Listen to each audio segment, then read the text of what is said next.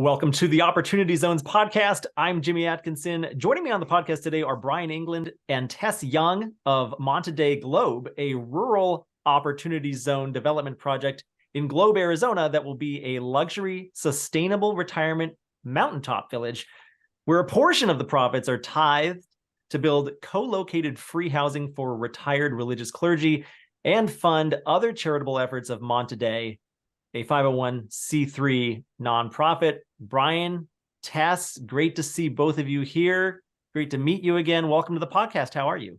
Thank you, Jimmy. Doing well. Hi, Jimmy. Thank you so much for this opportunity.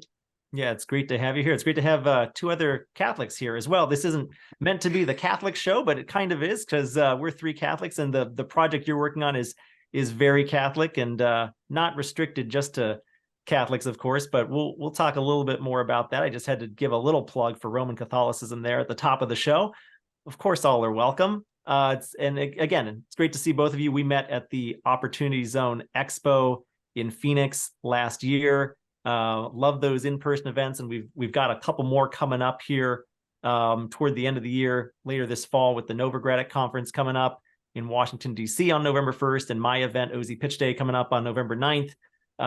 Feels like the whole communities of Opportunity Zone investors is coming together. But let's dive into the show and talk a little bit more about Monte Dei Globe and what y'all are up to. So for my audience of high net worth investors, advisors, other Opportunity Zone stakeholders, could you tell us a little bit about yourselves, Monte Dei Globe, and how it got started? How did you get started doing this project that we're going to discuss today?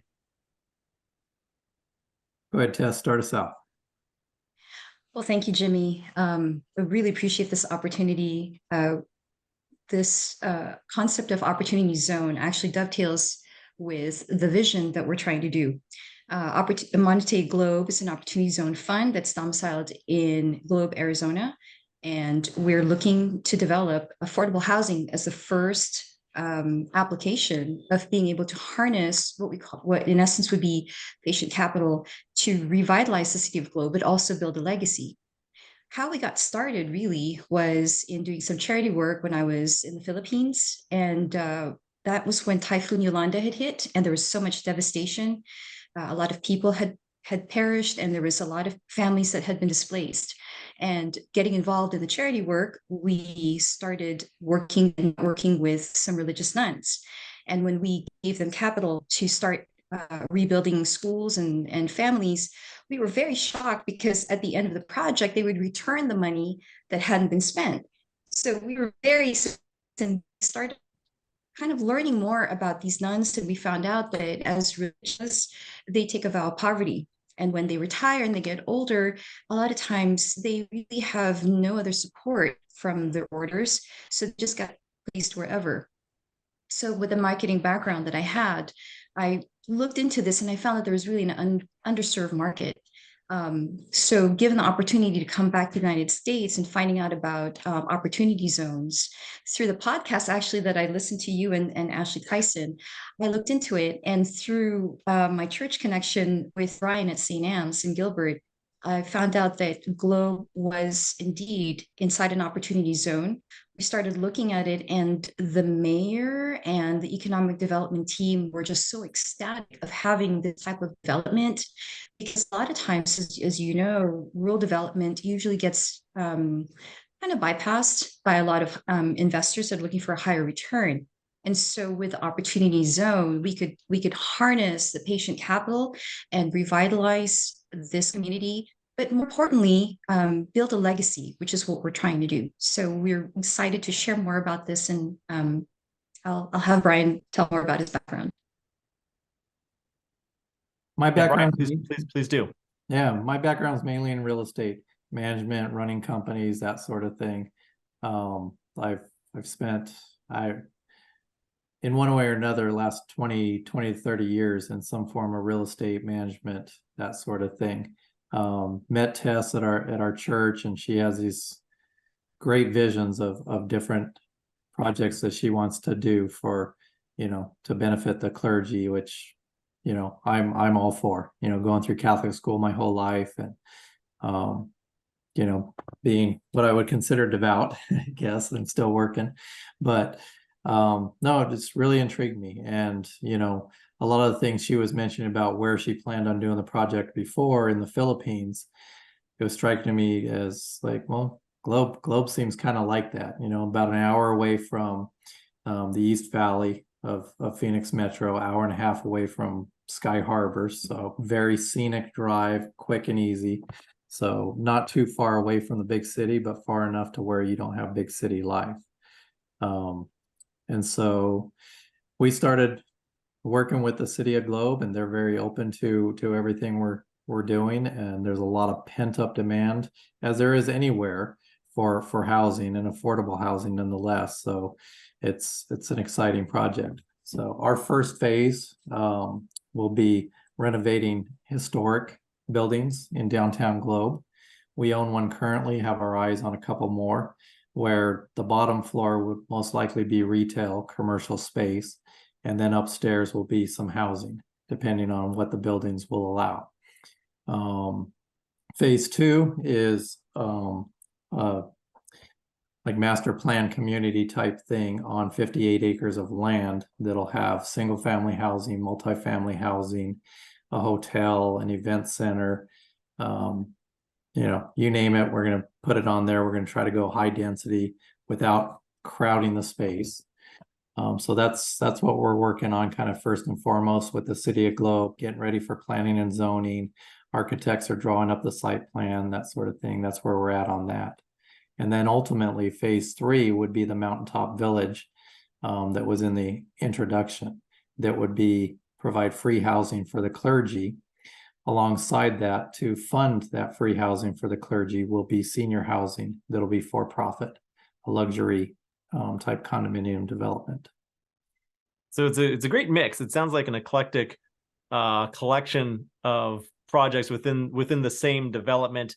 And if in case my audience hasn't already cottoned on to this development, it's a little bit different. The investment opportunity here is a little bit different. If you're an investor who is only interested in market rate returns in high growth urban developments, this is probably not the project for you. But it's a really interesting case, and the fact that you're doing something so different is really appealing to me. Can you tell us a little bit more about the investment deal and what makes it so different and how it ties into the spirit and intent of Opportunity Zones?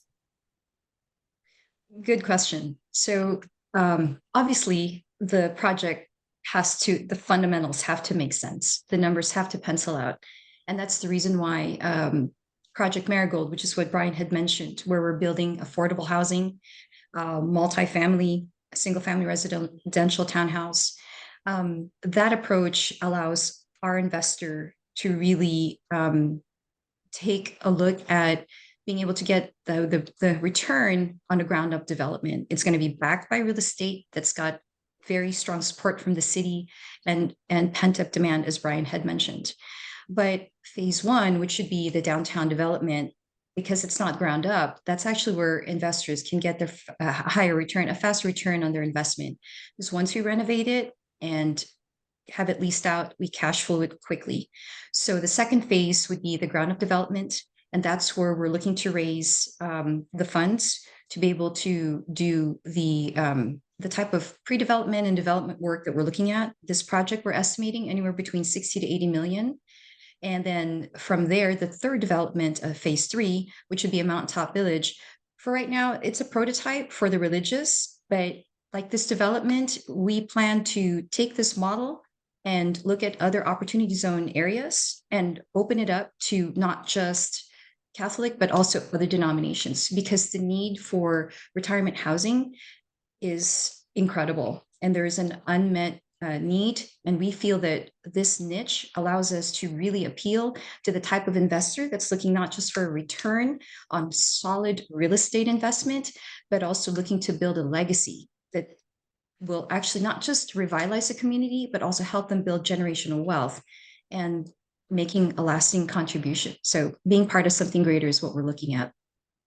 Yeah, and just the fact that you're providing free housing, that's not going to get a market rate return, but it's about more than that. And the type of investor you're going after is somebody who is interested in leaving a legacy, tithing, creating this impact in this niche area of providing free retirement housing to religious clergy of all denominations, not just Catholic. I think that's great what you're doing. Can you tell us a little bit more about the city of Globe? And I understand that this is hopefully just the first of many such developments that you're going to do all over the country, maybe in opportunity zones, maybe not in opportunity zones, but can you characterize the city of Globe and what you like about it and why you think it's a good prototype for the first one? I'll take that since I grew up in Globe. It's a small city, maybe around 7,000 people. It's been like that since I was a little boy. And I love small town America. Everybody knows each other.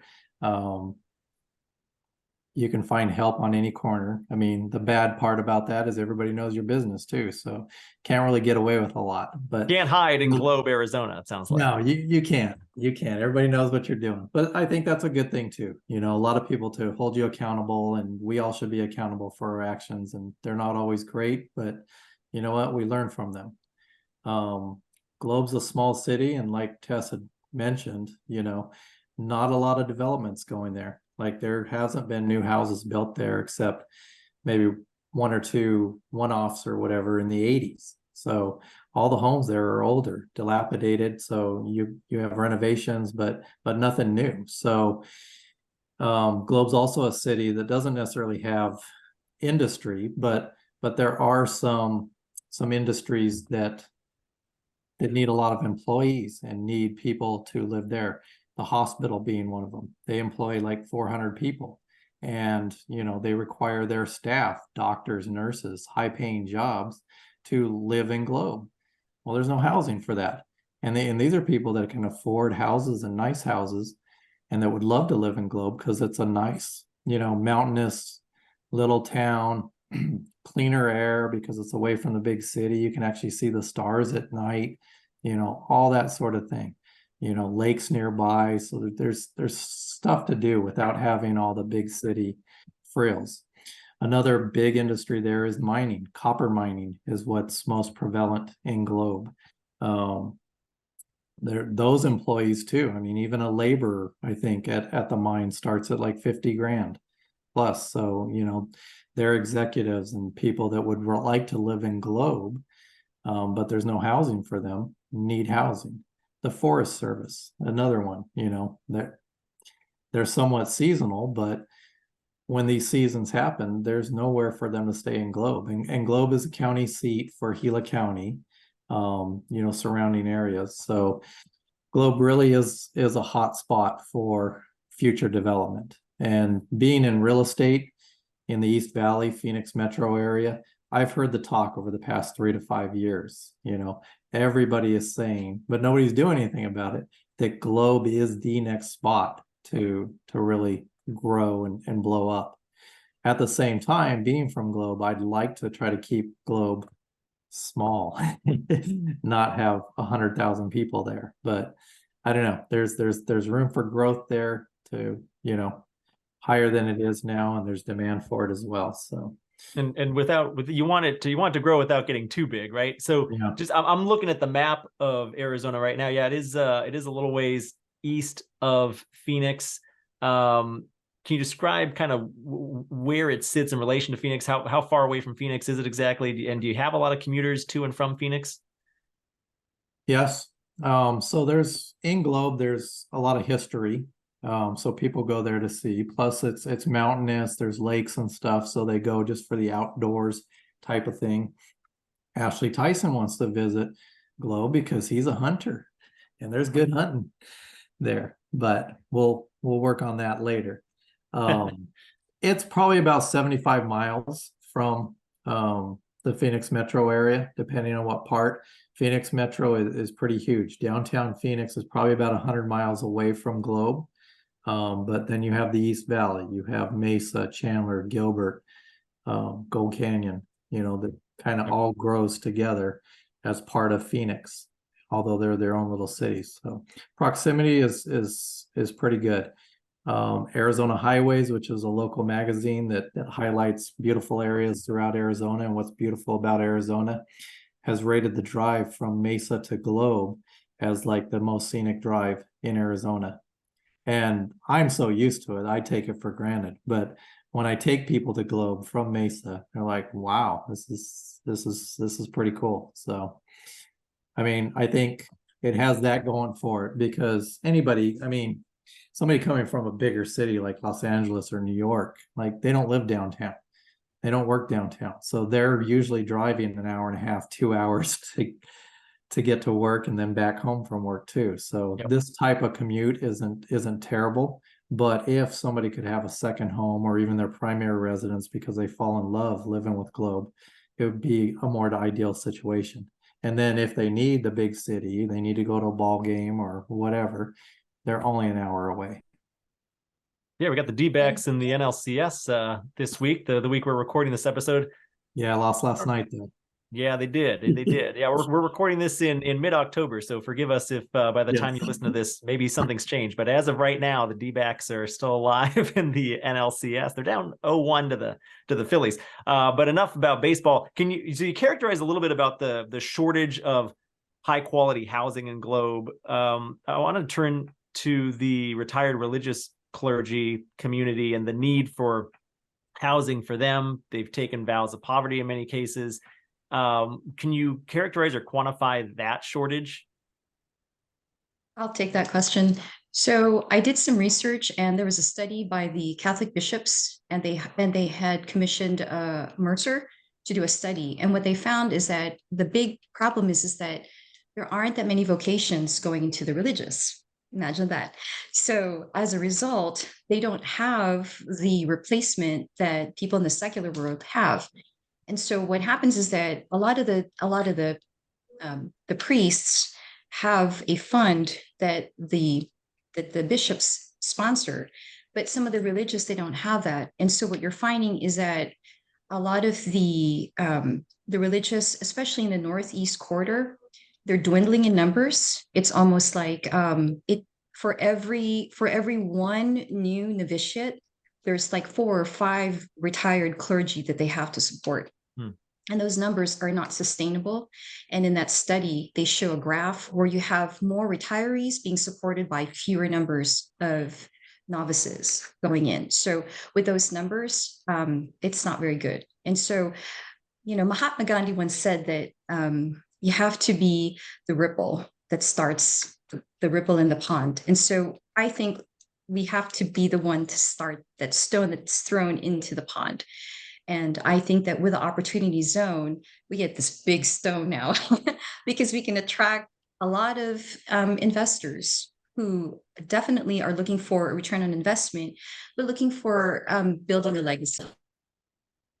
I love that analogy. Opportunity zones can be catalyzing developments. They're not meant to be the perfect cure-all solution to all of our social problems, but they can be one step in the right direction that can kind of help catalyze different economic redevelopments all over the country. And I think that's a perfect analogy that Mahatma Gandhi, that you borrowed from Mahatma Gandhi there, to say that you could be the ripple, you could be the catalyst that kind of helps fix this whole thing. Because it seems like the issue with the novitiates and the clergy seems like a microcosm of what's happening more broadly in our country with baby boomers retiring. And will there be enough money left in Social Security? Are there enough people working today and elsewhere throughout the world? I mean, you can see what's going on in Japan has some pretty bad aging demographic as well, just to pull them out as an example. So that's an issue that's actually very important. And yeah, maybe you guys could be that spark, that catalyst, that ripple.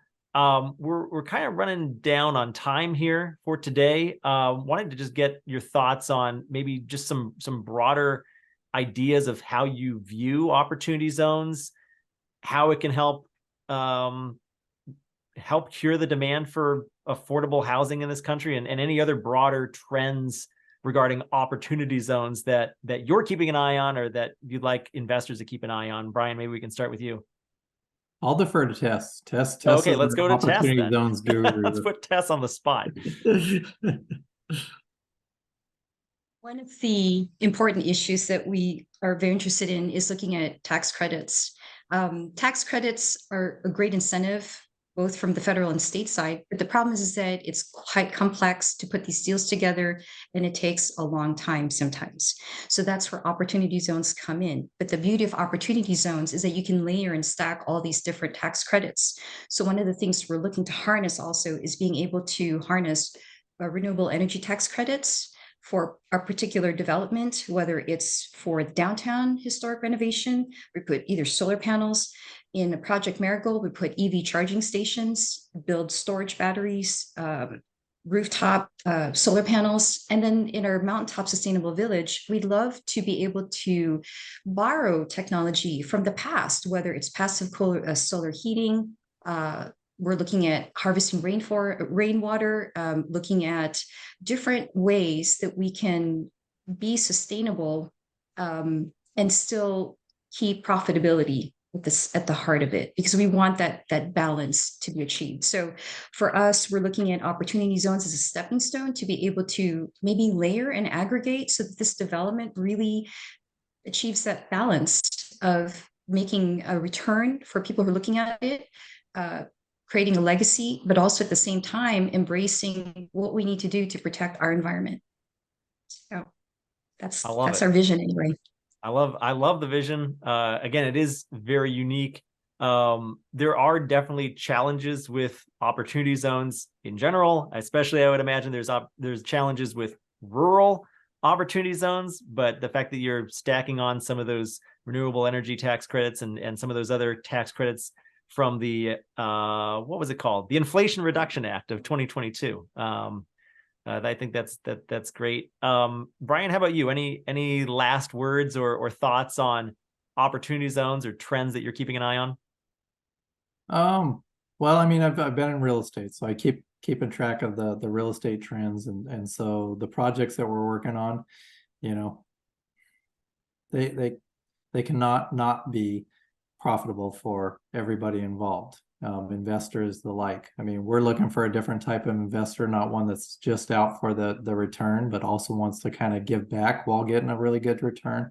So I think that makes us somewhat unique. Like Tess keeps saying, building a legacy. I mean, obviously revitalizing a city like Globe would definitely leave a legacy. I mean, nothing has ever been done in Globe quite like what we're doing. And so it's going to open up some eyes. And for future, I mean, like you mentioned before, and Tess has mentioned before, you know, it's a model for other cities that need this sort of thing, this type of revitalization. We've already done it. We could just move from one city to the next. And, you know, I'm sure there's a lot of pent up demand in a lot of other small cities where people would love to live, but, you know, there's just not the housing or the resources to be able to do so. Globe, hopefully the first of many as yes. You embark on this development. Well, hey, Brian, Tess, really want to thank you so much for sharing your insights today. Before we go, can you tell our audience where they can go if they want to learn more about you and Monte Dei Globe, if they're interested in learning more about you guys or the project, or potentially interested in investing? What's the best way to learn more information or get in touch with you? Sure. We have a website, www.montedeiglobe.com. Monte Dei Globe is spelled MonteDeiGlobe.com. We also have a YouTube channel, Monte Dei Globe. We have a couple of videos, an intro video there and a initial marketing video there that people can watch. Perfect. And for my audience, we will have show notes, as always, available on our website at opportunitydb.com/podcast. There we'll have links to all of the resources that Brian, Tess, and I discussed on today's show. And I'll make sure to link to the 2 introductory videos so you can learn more about Monte Dei Globe. And please be sure to subscribe to us on YouTube or your favorite podcast listening platform to always get the latest episodes. Brian, Tess, it's been a pleasure. Thanks so much for joining me today. Really appreciate your time. Thank you very much, Jimmy. Thank you so much, Jimmy. Bye-bye.